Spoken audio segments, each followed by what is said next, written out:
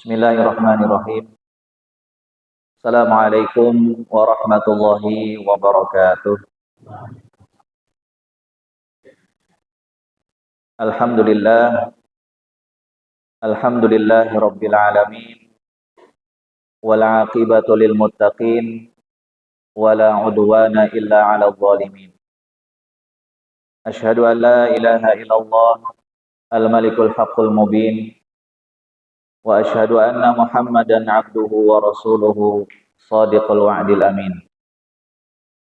Allahumma salli wa sallim wa barik ala Muhammadin wa ala alihi wa ashabihi ajma'in wa man tabi'ahum bi ihsanin ila yaumiddin. Qala Allah Ta'ala fi kitabihil mubin, ya ayyuhalladzina amanu taqullaha haqqa tuqatih wa la tamutunna illa wa antum muslimun, amma ba'd. Kaum muslimin wal muslimat, Bapak-bapak dan ibu-ibu jamaah kajian yang semoga senantiasa mendapatkan keberkahan dari Allah Subhanahu wa taala. Alhamdulillah, di kesempatan malam hari ini, hari Jumat malam Sabtu, Allah Subhanahu wa taala kembali memberikan kesempatan kepada kita semua untuk bisa sama-sama duduk di salah satu rumahnya yang mulia, untuk sama-sama menjalankan ketaatan kepada Allah Subhanahu wa taala, yang diantaranya berupa kita duduk di majelis ilmu, di pengajian di rumah Allah Subhanahu wa taala ini, yang ini merupakan ibadah yang besar pahalanya di sisi Allah Subhanahu wa taala.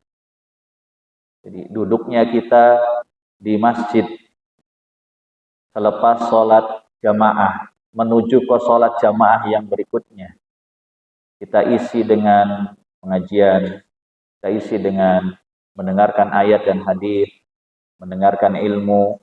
Itu adalah amalan yang berlipat-lipat ganda pahalanya.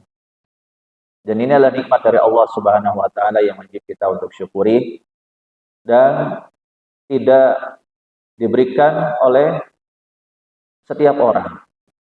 Hanya Allah Subhanahu wa taala berikan kepada orang-orang yang digerakkan hatinya oleh Allah untuk bisa menghadiri di masjid ini, menghadiri sholat jamaah, menghadiri pengajian, dan juga kegiatan-kegiatan yang lainnya yang ada di sini. Ya. Maka marilah kita bersama-sama turut bersyukur dan berbahagia, ya, menjadi bagian dari keluarga Allah. Sebab orang yang rajin ke masjid, orang yang memakmurkan masjid, itu adalah keluarga Allah. Karena dia tamu Allah. Bagian dari keutamaan yang Allah berikan. Sehingga ya, kita menjadi bahagia ketika kita bisa berkumpul di sini. Dan ini adalah gambaran. Mudah-mudahan ya, berkumpulnya kita di sini menjadi sebab berkumpulnya kita di surga Allah Subhanahu wa taala. Amin ya rabbal alamin. Sebagaimana ada surga akhirat, ada surga dunia. Surga dunia diantaranya majelis ilmu, majelis pengajian di masjid. Itu adalah surga dunia. Nabi SAW sudah bersabda, ya, apabila kalian melihat halaqah-halaqah ilmu, maka mampirlah. Halaqah ilmu itu maksudnya pengajian seperti ini, yang disampaikan ilmu, ayat, hadis. Mampirlah karena dia adalah riyadun min riyadil jannah, raudun min riyadil jannah. Salah satu taman dari taman-taman surga. Jadi nanti di surga itu ada perkumpulan-perkumpulan orang-orang beriman di sana. Ya. Yang saling sama-sama apa? Berjumpa, bermuajahah, duduk bareng, ngobrol-ngobrol di sana di surga. Sebagaimana dulu di dunia mereka juga apa? Berkumpul di rumah-rumah Allah, di masjid-masjid. Jadi surga dunia ini. Sehingga Allah turunkan ketenangan, Allah turunkan kedamaian, kebahagiaan. Karena ini surga dunia. Sebagai secuil gambaran dari surga akhirat. Sebagaimana ada juga neraka akhirat, ada neraka dunia.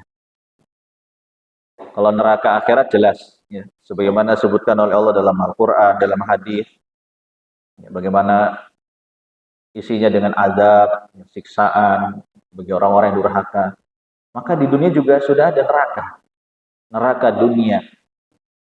Sebagaimana yang mungkin kita pernah melihat sekumpulan orang ya, yang cingkrak-cingkrak kepanasan sambil joget-joget geol-geol kanan kiri. Panas, panas, panas, air, air. Gambaran neraka. Kalau ada konser misalkan ya, kemudian kumpul-kumpul gitu, air, air, panas, panas ya. Yang berkumpul orang-orang banyak sambil cingkrak-cingkrak, sambil dicopot bajunya, berkumpul laki-laki perempuan sambil joget-joget gitu. Itu gambaran dari bagaimana ya nanti di neraka itu penduduk neraka berkata kepada malaikat penjaga neraka, malaikat Malik. Ya Malik, tuangkan atau serulah kepada Tuhanmu, berikan apa sedikit air ya, untuk kesegaran. Penduduk neraka ini. Penduduk neraka ngomong ke malaikat Malik. Ya Malik, wahai malaikat Malik, berikan kepada kami sedikit kesegaran aja. Ya kalau di dunia kita air, air, air gitu, karena panas. Ya. Kan sering kita lihat kalau udah kumpul-kumpul gitu, konser atau apa, ya, yang isinya orang banyak, ya, joget-joget, panas, kemudian air, air, air. Nah seperti itulah, ya gambarannya seperti itu. Sehingga neraka akhirat ada neraka dunia. Maka kita tidak berharap neraka dunia. Kita tidak mau merasakan neraka dunia, sebagaimana kita tidak mau merasakan neraka di akhirat. Maka kita merasakan nikmatnya surga dunia. Pengajian seperti ini ya, sebagai nanti secuil gambaran kenikmatan dari surga Allah Subhanahu wa taala di akhirat kelak. Kaum muslimin wal muslimat, ya Bapak-bapak dan Ibu-ibu jamaah kajian yang semoga dimuliakan oleh Allah Subhanahu wa taala. Tema kajian kita pada kesempatan malam hari ini adalah bekal seorang muslim atau bisa diartikan pegangan. Pegangan kita sebagai seorang muslim dan muslimah ya terutama di akhir zaman seperti ini. Ya, kita tahu bahwa kita hidup di akhir zaman. Akhir zaman itu artinya apa? Zaman sudah akhir, nggak ada nabi lagi.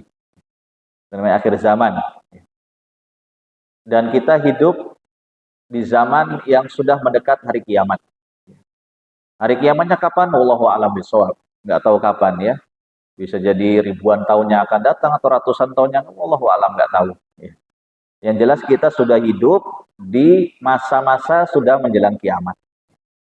Sehingga Nabi SAW ya dalam hadis-hadisnya, demikian pula Allah Subhanahu Wa Taala dalam Al-Quran sudah membuat pedoman sebagai bekal pegangan kita yang hidup di akhir zaman ini. Sebagaimana ya pentingnya ya, kita punya pegangan ya, dalam masalah dunia, kita juga harus punya pegangan dalam masalah akhirat. Kalau urusan dunia kita sudah jaga-jaga ya. Bagaimana nanti kalau sudah menikah harus punya tabungan. Kalau sudah punya anak harus ada investasi. Nanti kalau sudah pensiun harus punya apa? Bekal buat hari tua supaya tidak merepotkan orang lain. Rancangan-rancangan dunia sudah punya gambaran. Demikian pula ya, kita menjalani kehidupan di akhir zaman ya, dari masa ke masa, dari tahun ke tahun, dari umur ke umur ya, itu juga harus punya pegangan, punya bekal agar supaya kita tidak sengsara ya, hidup di tengah zaman yang sudah banyak kerusakan di mana-mana. Maka itu tema pengajian kita pada kesempatan malam hari ini, yaitu bekal bagi seorang muslim. Apa saja bekalnya? Bekal yang pertama adalah takwa kepada Allah. Bekal kita sebagai seorang muslim dan muslimah ya, di akhir zaman ini terutama adalah kita bertakwa kepada Allah Subhanahu wa taala. Banyak ayat-ayat yang Allah sebutkan ya, perintah kita untuk bertakwa kepadanya. Demikian pula hadis-hadis dari Nabi SAW juga banyak menyebutkan perintah untuk bertakwa. Terlebih lagi di zaman kita sekarang yang mana nilai-nilai ketakwaan itu sudah mulai luntur. Orang sudah berani lagi dengan apa? Kemaksiatan. Orang sudah tidak malu lagi dengan aurat. Orang sudah berani menantang Allah. Orang sudah berani menantang azab Allah. Orang sudah meremehkan orang-orang beriman. Bahkan menganggap asing orang-orang yang ke masjid. Orang-orang yang jujur, orang-orang yang benar dianggap aneh. Sebaliknya orang-orang yang bodoh, ya, orang-orang yang pendusta, orang-orang yang khianat diangkat, ya. Kemudian dibangga-banggakan, ya, dan dijadikan percontohan waliyadzubillah. Sehingga itulah gambaran di zaman kita sekarang. Maka berbekallah dengan bekal takwa. Allah berfirman, "Wa tazawwadu fa inna khairaz zadi taqwa." Berbekallah kalian dan sebaik-baik bekal adalah takwa. Jadi berbekallah kalian, bekal dunia, bekal akhirat. Kalau bekal dunia, insya Allah para jamaah sudah lebih paham mana menjadi kebutuhannya, kebutuhan keluarganya. Sehingga berbagai profesi yang halal dipersilahkan. Ya. Mengumpulkan uang, nabung, investasi, dipersilahkan, gak jadi masalah. Berbekallah, kata Allah, wa tazawwadu. Tetapi kata Allah, wa tazawwadu fa inna khairaz zadi taqwa. Sebaik-baik bekal dunia akhirat ketakwaan. Jadi dalam kita bekerja misalkan, bawa bekal takwa, bukan sekedar keahlian. Mungkin dia ada di antara jamaah ahlinya jadi petani. Dia pandai mencangkul, menanam, membajak sawah. Dia pandai nanti memahami kapan tanaman itu sudah mau matang, kapan tanaman itu harus diberi obat biar tidak gagal panen dan sebagainya. Bahkan sudah memprediksi ini bakal panen demikian sekian kilo. Ada ahlinya. Tetapi dari keahlian sebagai petani, ya, itu diiringi dengan ketakwaan. Demikian pula yang pedagang, ya, yang ahli berdagang, yang paham modal sekian, diputar nanti untuk bisnis, nanti dapat untung sekian, jaga-jaga kalau rugi sekian persen. Ahli dia berdagang, tetapi keahliannya harus disertai dengan apa? Ketakwaan kepada Allah Subhanahu wa taala.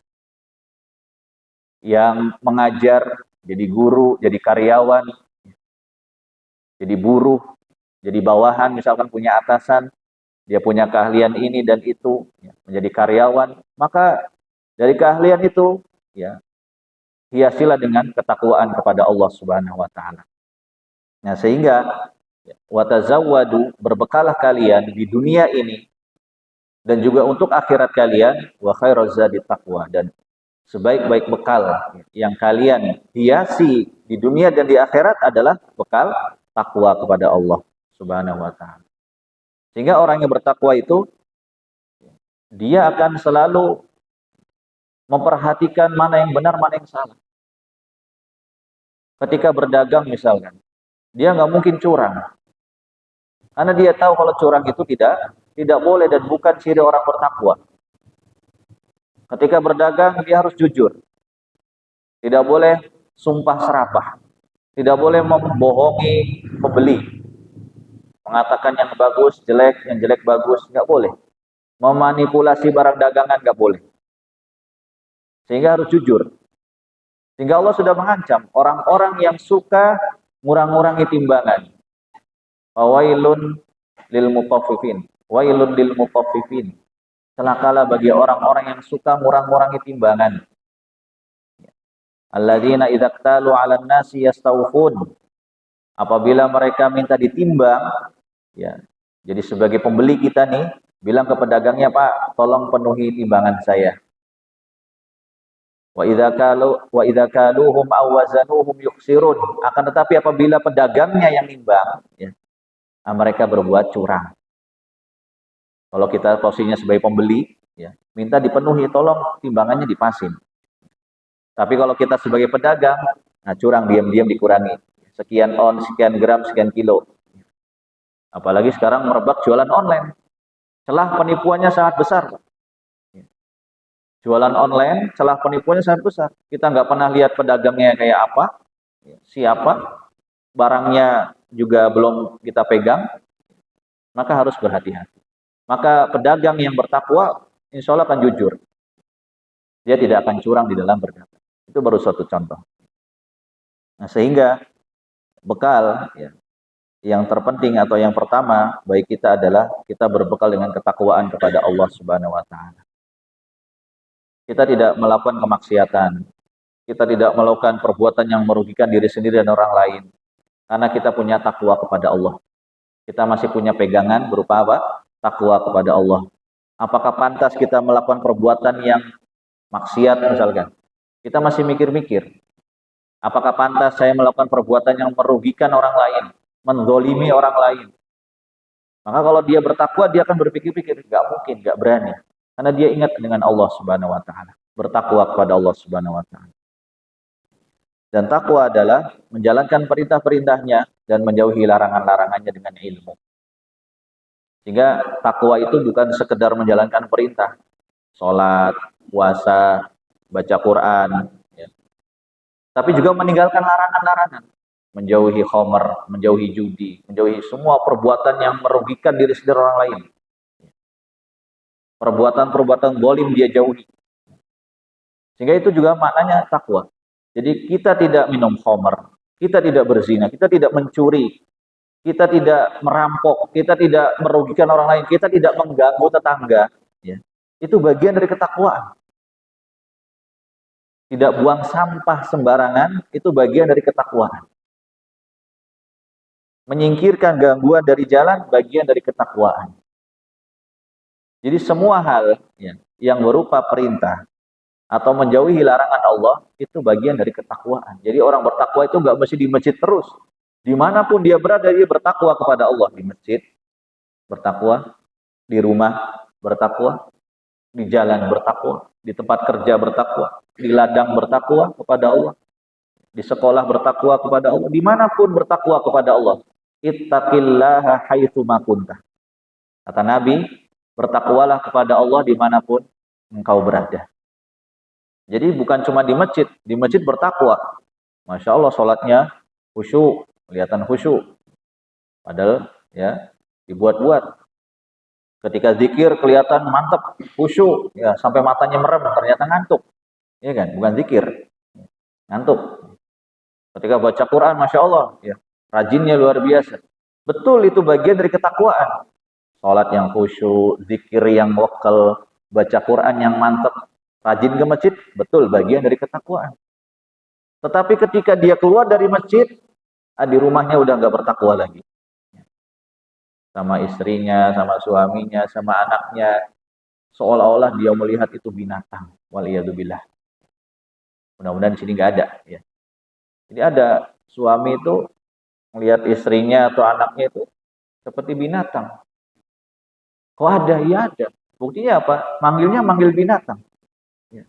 Dengan bahasa binatang. Berarti dia menganggap apa yang dipanggil itu apa?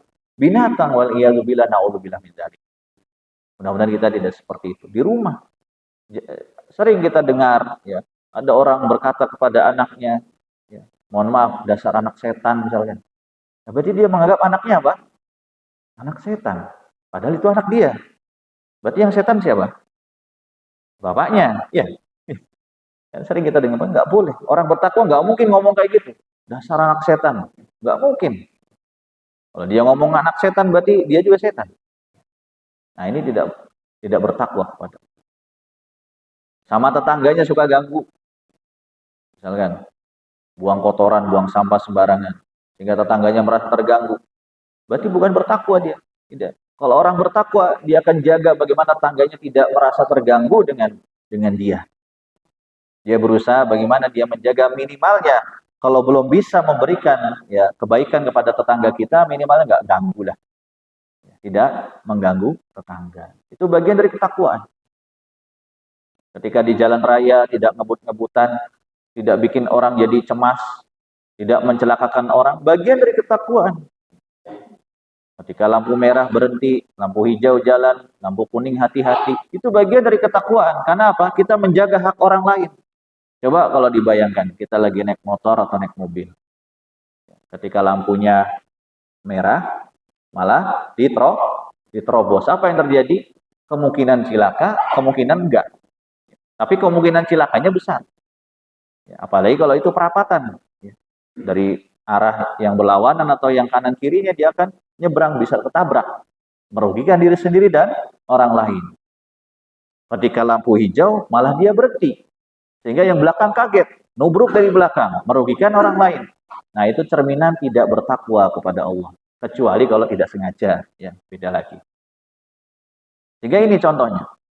Sehingga bekal ya bagi kita ya di akhir zaman ini itu bekal dengan ketakwaan kepada Allah Subhanahu wa taala.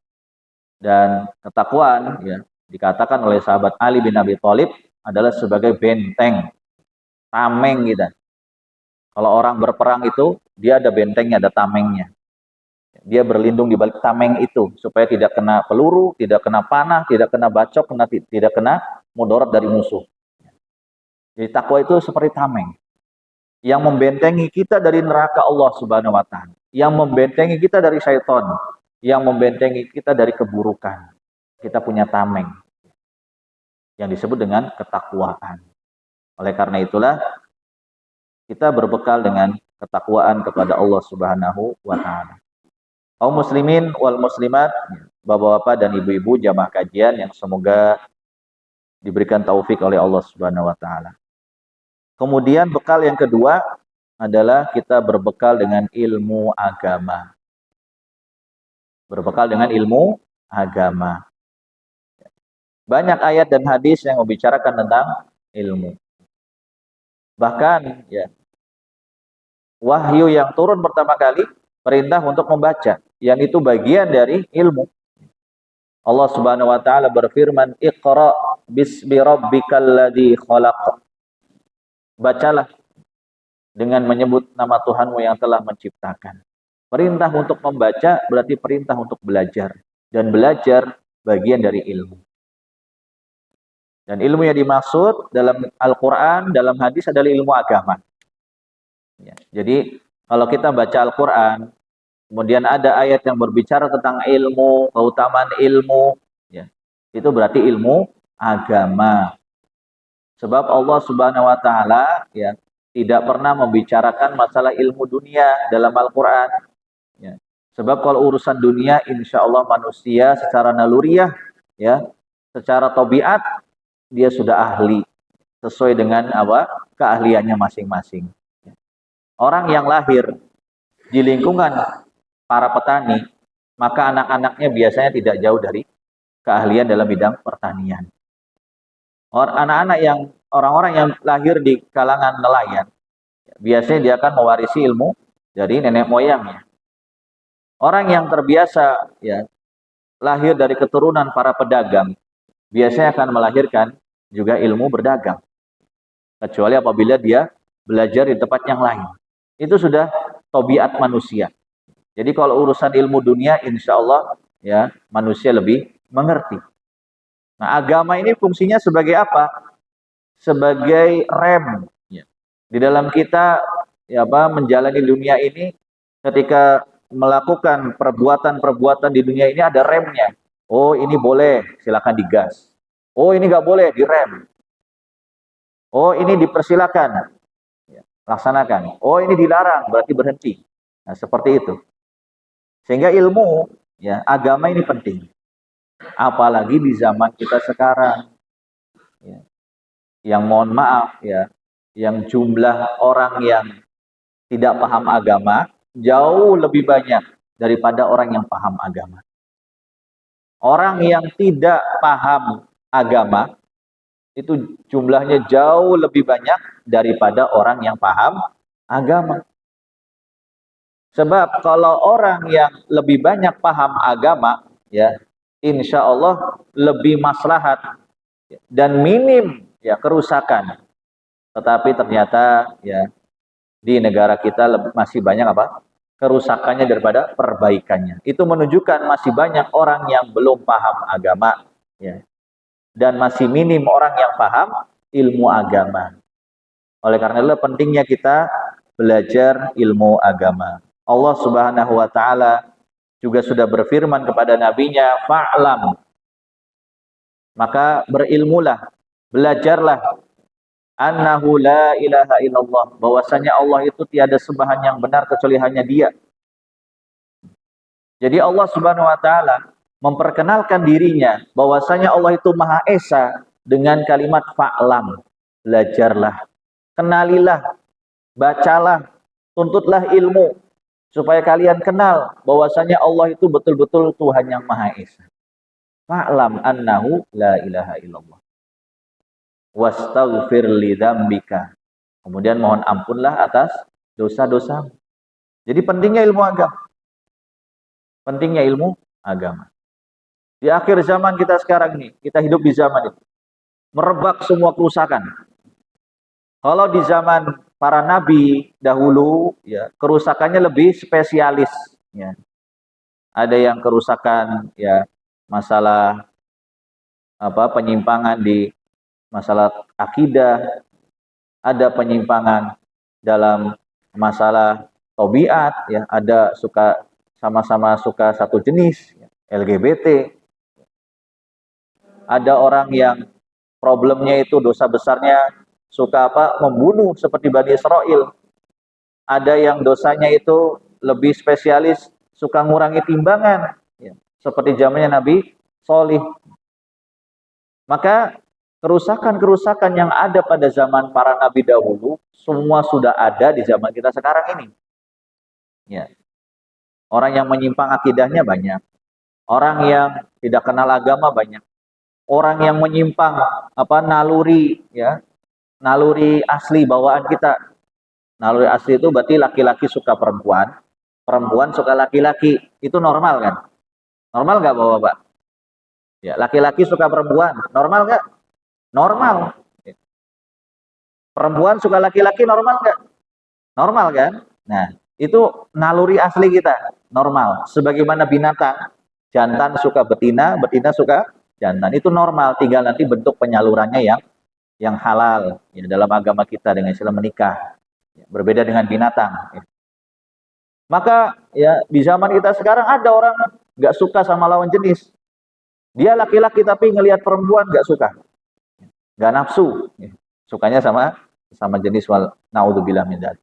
Itu penyimpangan zaman Nabi Lut sudah ada, zaman kita sekarang lebih ada lagi, lebih merebak. Maka benteng kita dengan ilmu agama, terutama anak-anak kita, ya, keturunan kita itu dibentengi dengan ilmu agama.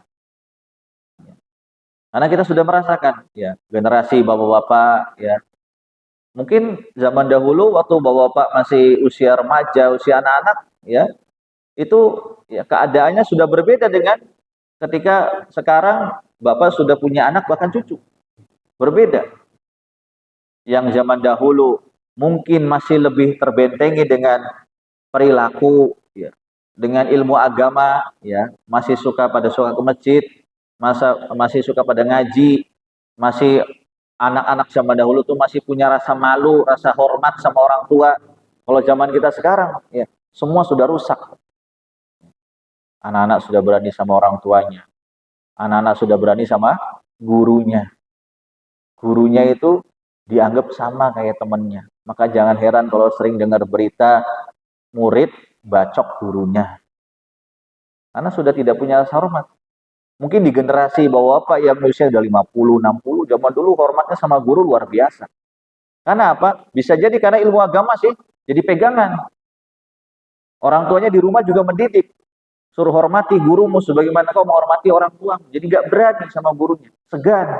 Kalau anak-anak zaman kita sekarang, sama gurunya itu sama seperti temannya. Sudah berani dengak kepala, sudah berani melotot, sudah berani ngomong keras, bahkan sudah berani melukai gurunya. Ditambah lagi sebagian orang tua zaman kita sekarang itu lebay. Dikit-dikit lapor. Dikit-dikit anaknya nggak mau salahkan, padahal memang anaknya salah. Sehingga akhirnya, ya, anak-anak kita, generasi kita sekarang lemah ilmu agamanya. Tambah lagi, ya, banyak orang tua yang mungkin merasa minder kalau anaknya belajar agama. Melihat anaknya belajar agama jadi minder. Sehingga menyebabkan generasi kita sekarang sudah jauh dari ilmu agama yang benar. Maka masih bisa diperbaiki. Untuk diri kita yang sudah jadi orang tua, dan untuk anak-anak kita, ya, kita bentengi mereka dengan ilmu agama. Dan itu penting. Ilmu agama adalah sebagai modal dasar, ya, bagi kita dan anak keturunan kita di dalam menjalani kehidupan ini. Kemudian bekal yang ketiga bagi seorang muslim ya adalah ilmu agama yang telah dipelajari harusnya berbekal dengan bekal amal soleh, membuahkan amal soleh. Di samping tadi perintah untuk berilmu, belajar, maka perintah yang selanjutnya adalah bekal yang ketiga, yaitu mengamalkan ilmu atau amal soleh. Orang zaman kita sekarang, ya, yang sudah banyak kerusakan di mana-mana, orang sudah mulai malu untuk beramal soleh. Orang sudah mulai malu untuk menampakkan apa? Ciri khas, ya, identitas agamanya. Banyak laki-laki yang sudah malu ke masjid. Banyak laki-laki yang sudah malu ke masjid. Kok bisa? Ya, kita lihat jumlah laki-laki yang ke masjid dengan jumlah laki-laki yang nggak ke masjid, ya, kira-kira banyak yang mana? Menunjukkan apa? Mereka malu ke masjid. Lebih senangnya di luar. Kemudian yang wanita, ya, sudah malu memakai jilbab, memakai kerudung, malu. Lebih senang apa? Membuka aurat, lebih tren, lebih gaul. Sehingga orang malu untuk beramal soleh. Pakai kerudung, pakai jilbab itu amal soleh. Laki-laki ke masjid itu amal soleh. Sehingga harus bersemangat di dalam beramal soleh dengan bekal yang ketiga ini. Kalau tidak punya ya, amal soleh, nanti meninggal mau bawa apa? Nabi SAW sudah bersabda, setiap mayit, ya, orang yang sudah mati itu membawa 3 hal ya, ke kuburan. Jadi mayit yang dibawa ke pekuburan itu bawa 3, bawa keluarganya, bawa hartanya, dan bawa amalnya. Yang 2 pulang, yang 1 netap di kuburan. Yang pulang itu apa? Keluarga dan harta pulang. Ya, setelah mungkin ada misalkan keluarga kita yang wafat nih, kita antar ke kuburan. Habis itu kita pulang kan? Ya. Nggak tinggal di kuburan, nggak nemenin ya keluarga kita itu, nggak. Hartanya juga demikian, ditinggal di rumah hartanya, nggak mungkin dibawa sampai ke kubur-kubur, kecuali orang yang pelit medit. Ya. Ada orang pelit, sampai hartanya dibawa ke kuburan. Ada orang meninggal, ya, dia punya motor kesayangan, sampai motornya diwasiati suruh dimasukin ke liang kubur. Ada orang seperti itu. Tapi Nabi SAW sudah bersabda, setiap mayit yang diantarkan ke makam, ke pekuburan itu bawa 3, yang 2 pulang, yang 1 netep. Yang pulang itu keluarganya dan hartanya. Adapun yang netep menemani mayit di alam kuburnya itu amalnya. Kalau amalnya amal kebajikan, amal solih, insya Allah itu yang akan menemani dia di alam kubur. Dia nggak kesepian. Yang akan menerangi, yang akan menemani, yang akan melindungi dari apa?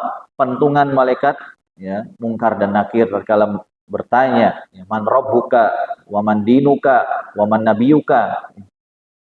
Tetapi kalau yang dibawa amal jelek, ya, ya sudah, ya, itu akan membuat alam kuburnya gelap, kemudian ditemani dengan teman yang buruk, karena amal buruknya akan berwujud seperti orang yang jelek rupanya. Ya, kita aja di dunia ini, ya, kalau berteman sama orang yang, mohon maaf ya, mungkin rupanya serem. Ya. Kalau pernah lihat mungkin ya ada orang rupanya serem, kita tinggal bareng kan kita juga medeni, ya. Takut. Ya kan? Apalagi nanti dalam kubur. Maka yang menemani amal soleh. Dan Allah Subhanahu Wa Taala sudah memerintahkan kita wa amilus solihat, dan beramallah dengan amal yang soleh. Bahkan orang-orang yang beramal soleh itu orang-orang yang dikecualikan oleh Allah dari kerugian. Wal asri innal insana lafi khusrin. Demi masa, sungguhnya setiap manusia pasti merugi. Illalladzina amanu wa amilus solihat. Kecuali orang-orang yang beriman dan beramal soleh. Gak merugi dia. Maka mari kita bersemangat beramal soleh. Yang tentunya amal soleh yang dimaksud adalah amal yang disertai dengan ilmu. Itu baru namanya amal soleh. Ketika sholat, ya, kita belajar bagaimana sholat yang benar sehingga membuahkan amal yang yang soleh sholatnya sholat yang benar. Sebab banyak, mohon maaf ya, saya sampaikan banyak orang sholat tapi sholatnya nggak benar. Di antara bentuknya sholat tapi tidak tumak ninah. Sholatnya itu buru-buru, kayak burung matuk beras, kayak ayam makan biji jagung, kayak gini sholatnya. Ya, jadi berdiri turun cepat. Wallahu a'lam bacanya apa saya juga nggak tahu. Ya. Sehingga sholatnya nggak benar. Ya. Sahabat Hudzaifah bin Yaman radhiyallahu taala anhu, beliau pernah mengatakan, ada orang sholat berpuluh-puluh tahun, 60 tahun, saya ingat saya, kata beliau, 60 tahun sholat, sholatnya nggak diterima. Bayangkan, mungkin bapak-bapak, mohon maaf, yang usia udah 60, 70 ya. Mungkin kan anggap saja umur 10 tahun mulai sholat, sampai umur ya 70. Berarti kan sudah 60 tahun sholat. Kata sahabat Hudzaifah bin Yaman, ada orang ya sholat, udah 60 tahun sholatnya nggak benar, nggak diterima. Bahkan kalau dia wafat, kata beliau, kalau meninggal dalam keadaan sholatnya masih kayak gitu, nggak benar, ya, maka dia akan cilaka. Kemudian ditanyakan kepada beliau, maksudnya sholat nggak benar itu apa? Sholatnya nggak tumak ninah, tidak menyempurnakan rukuknya, iktidalnya, sujudnya, dan duduknya. Kayak burung matuk tadi. Ketika ruku, buru-buru. Belum lagi punggungnya bungkuk dengan sempurna, dia sudah bangkit. Ketika sami Allahu liman hamidah, belum juga baca atau punggungnya ini lurus begini, ya, dia sudah turun sujud. Kecuali yang punya udur ya, beda kalau bapak-bapak ibu-ibu yang sudah bungkuk, ya mohon maaf, itu beda lagi. Ya. Itu berarti memang badannya sudah bungkuk, ya. Tapi ini yang masih normal, kayak saya gini misalkan, yang badannya masih bisa tegak, ya. Ketika ruku harus sempurna ruku, ya, sampai betul-betul lurus punggungnya. Kemudian dibaca doa ruku. Subhana rabbiyal azim, subhana rabbiyal azim, subhana rabbiyal azim. Baru bangkit sami Allahu liman hamidah. Berdiri tegak. Baca bacaannya Rabbana walakal hamdu. Kemudian baru sujud. Allahu akbar, subhana rabbiyal a'la, subhana rabbiyal a'la, subhana rabbiyal a'la. Dengan tenang. Itu namanya tumak ninah. Tapi kalau sholat dia kayak burung matuk, ya belum sempurna ruku masih begini langsung sampai Allah liman hamidah, masih juga begini miring langsung sujud lagi. Bahkan imamnya belum sujud dia udah sujud. Ada orang sholat kebiasaannya, imamnya itu belum salam, dia udah tengok ke kiri duluan. Baru assalamualaikum warahmatullahi, dia udah ke kiri. Nggak tahu buru-buru kemana itu. Ya, imamnya baru salam ke kanan loh ya. Assalamualaikum warahmatullahi, dia udah ke kiri. Dan nengok. Masih syukur dia baca Assalamualaikum juga. Khawatir bacanya Waalaikumsalam. Assalamualaikum warahmatullahi, dia jawab Waalaikumsalam. Ya kan jadi salah, keliru. Ya, tidak sah sholatnya. Nah, harus hati-hati ini. Nah ini tahunya dari mana? Belajar tadi. Ya. Maka amal soleh yang diterima adalah amal soleh yang disertai dengan ilmu yang benar. Jadi belajar sholat. Dan berapapun usia kita, ya, setinggi apapun, namanya belajar sholat, ya, tetap belajar sholat, dan tidak boleh malu. Bapak ibu-ibu yang sudah sepuh-sepuh belajar sholat nggak usah malu-malu, karena itu adalah apa? Ilmu agama, ya, dijunjung tinggi. Kemudian, ya, bekal yang keempat bagi seorang muslim di dalam mengarungi kehidupan di akhir zaman kita ini, ya, adalah bekal kesabaran. Kesabaran juga tidak kalah penting. Dengan kesabaran inilah kita bisa bertahan hidup di atas jalan yang lurus, di atas jalan yang benar. Karena banyak orang nggak sabar, banyak orang nggak sabar, sehingga naudzubillah min dzalik, banyak orang nggak sabar, akhirnya apa? Bunuh diri. Ini dosa besar dalam agama kita, nggak boleh. Tidak boleh bunuh diri dan tidak boleh melakukan hal-hal yang mengantarkan kepada bunuh diri, nggak boleh. Ya. Ada orang sering bengong, ya, pikiran kosong, nggak boleh. Khawatir apa? Setan lewat, kesambet, akhirnya apa? Gantung diri. Ada orang ya karena terlilit masalah yang berat, Akhirnya dia pelariannya kepada apa? Kepada maksiat, minum khamr, judi, naudzubillah min dzalik. Harusnya dengan kesabaran itulah ketika kita menghadapi masalah sebesar apapun, ya, kesabaran yang ada dalam hati kita, kita ingat dengan Allah Subhanahu wa taala. Bisa jadi, ya, masalah yang ada pada kita itu ya gara-gara kita sendiri, ya kan? Gara-gara kita sendiri. Terkadang kita menyalahkan Allah. Allah ini enggak adil. Allah ini tidak bijaksana. Kenapa Allah menakdirkan masalah buat saya sekian demikian berat? Menyalahkan Allah Subhanahu wa taala nggak boleh. Harusnya dia berkaca pada diri sendiri. Bisa jadi masalah itu selalu datang, ya, gara-gara perbuatan kita sendiri. Contoh nih, contoh. Kadang kita itu sakit nih, punya penyakit tertentu. Terkadang bisa jadi penyakit itu ada karena memang pola hidup kita yang salah. Ada orang kena sakit mah kronis. Bisa jadi dengan sebab ulah dia sering makan yang dokter dulu udah peringatkan. Kurangi yang pedas-pedas. Jangan minum yang dingin-dingin. Tapi kadang kita itu kan bandel. Alah biasa, makan pedas diterabas. Makanya minum yang dingin-dingin biasa. Akhirnya apa? Mahnya jadi akut. Ya. Akhirnya dia marah-marah. Kenapa ya Allah, engkau itu kok nggak pernah nyembuhkan penyakit saya? Akhirnya apa? Nyalahkan Allah. Sering ada orang begitu. Orang sakit nih, sakit parah ya. Sampai mengucapkan demikian. Ya Allah, saya udah nggak kuat lagi, kenapa kok nggak sembuh-sembuh? Nyalahkan Allah Subhanahu wa taala. Padahal bisa jadi dengan perbuatan dia sendiri tadi. Salah makan, salah minum, salah pola hidup. Akhirnya apa? Penyakit datang. Orang kena penyakit jantung, diabetes, atau penyakit kronis yang lainnya. Di usia tua atau di usia mulai senja gitu ya. Di atas 40 tahun misalnya. Lalu dia mengatakan, ya Allah, kenapa nasib saya seperti ini? Kenapa tidak kau nasibkan saya sehat walafiat? Dia salahkan Allah Subhanahu wa taala. Bisa jadi ya waktu mudanya sering begadang. Ya, tidurnya mepet subuh baru tidur, bangun kok udah siang. Ini sumber penyakit. Perbuatan kita sendiri yang mendatangkan penyakit. Lalu menyalahkan Allah Subhanahu wa taala kok nggak sembuh-sembuh penyakitnya. Ya. Jadi ada seorang ibu-ibu ya, itu dia cerita, Ustadz, saya itu kok punya penyakit tapi kok nggak sembuh-sembuh ya. Saya itu sampai nggak sabar, kata ibu ini. Apa Allah itu lupa sama saya gitu. Kemudian kita tanya, ibu dulu ya, waktu mudanya kan ibu ini udah ibu-ibu agak sepuh. Dulu waktu ibu muda, ibu sering lalai dari kewajiban. Iya sih, jarang-jarang sholat.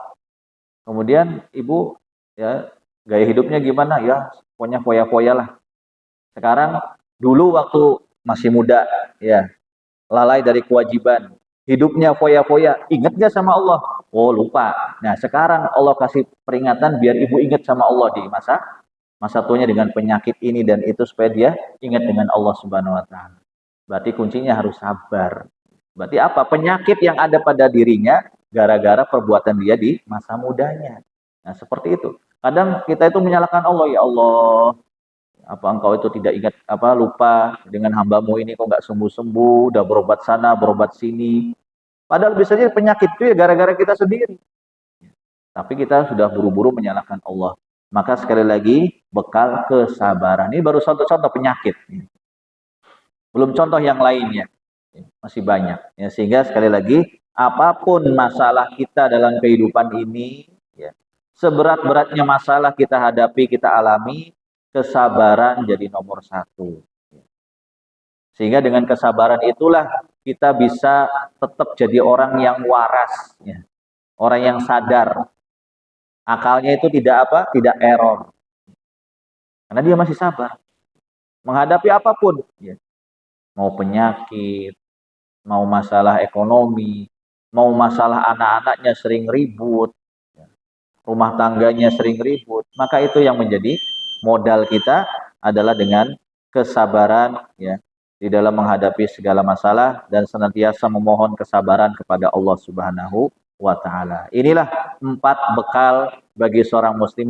Masih banyak bekal-bekal yang lain, tetapi ini yang saya rangkum, yang garis besarnya adalah kita bertakwa kepada Allah, kemudian kita semangat belajar ilmu agama, kemudian kita mengamalkan ilmu yang telah kita pelajari, yaitu beramal soleh, dan juga kita menghiasi hidup kita dengan kesabaran. Maka mudah-mudahan ini adalah bekal pegangan kita ya di dalam menjalin kehidupan kita di akhir zaman ini. Mudah-mudahan Allah Subhanahu wa taala memberikan keberkahan dan penjagaan kepada kita semuanya. Baik, sudah masuk waktu Isya, sampai di sini dulu ya kajian kita pada kesempatan malam hari ini. Semoga apa yang kami sampaikan bermanfaat buat kita semuanya. Terima kasih atas segala perhatian dan mohon maaf atas segala kurangan. Usikum wa nafsi bitaqwallah wa sallallahu ala nabiyina Muhammadin wa ala alihi wa sahbihi wasallam wa akhiru da'wana alhamdulillahi rabbil alamin. Assalamualaikum warahmatullahi wabarakatuh.